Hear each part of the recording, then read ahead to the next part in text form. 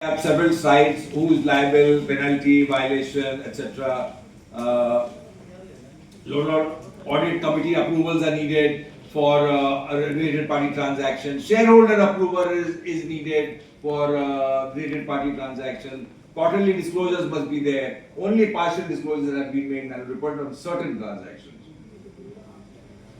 Again, as I said, I'm listing the violations of the new Bharatiya Nyaya Samhita, section 316, 34, criminal breach of falsifying to cause wrongful gain, 197, creating a secretary, falsification of accounts, etc. IDA regulation, which I told you, forced selling is prohibited, and of course, related party disclosure, a full disclosure of related party transaction has to be there every quarter. Of course, how promoters profited while investors lost? My question is, promoters dividend.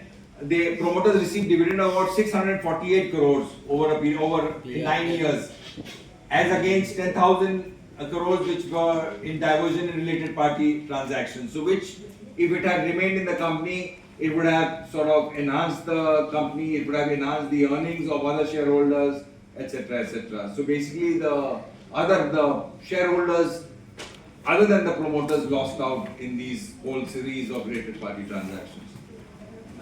Of course, this is a disclaimer in the end. So I would now like to briefly go through our panelists.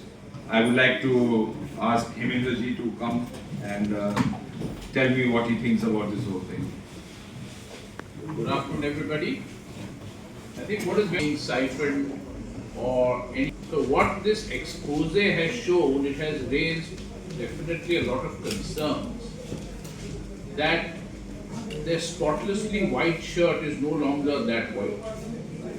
And that is really a very major concern, because what Cobra Post has done is they have gone and dug in material which is normally not in the public domain. So the question arises that even business group has manufacturing, it has service companies, it has insurance, and it has a non-bank financial company. Now mind you, prior to bank nationalization, what was found is that when business groups had their own banks, what was found is that while these banks were raising monies from the public, it was by and large being deployed within that particular business group, and also there was a lot of misgovernance. So the issue was to have to separate banking from industrial houses. The reason being that while you're raising funds from the wide public, the benefits of that funding only goes to a very select few and only that particular business house. And that was the reason why industrial houses were not allowed into banking thereafter. But what we have found now in the last couple of years is that business house really did not have a bank. If they have a non-bank financial company, they can do many activities that a bank can do and yet deploy those funds for their benefit, divert it through all their myriad companies for their own gain or for any kind of wrongdoing.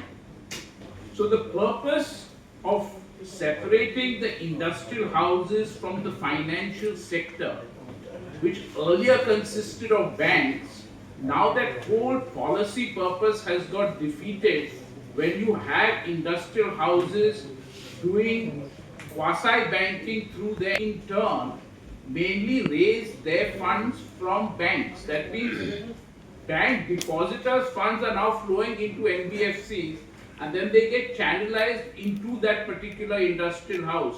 So it results in a very warped development, and that was what bank nationalization in 1969 was done to prevent. But we are now seeing a whole change in that, and because of that the NBFCs have come into the picture. Another thing, when you have these NBFCs, and what we have seen here is that the related party transactions, a lot of these what Cobra Post has documented has come through related party transactions. Now, mind you, regulators are fully aware that it is through related party transactions that either promoters or executives siphon off money or they divert it through other purposes. And they have also implemented a lot of regulatory changes to monitor this. But what is interesting to note in this case is that the regulators have not caught this here. It is Cobra Post which has gone and done all this and through unpublished information.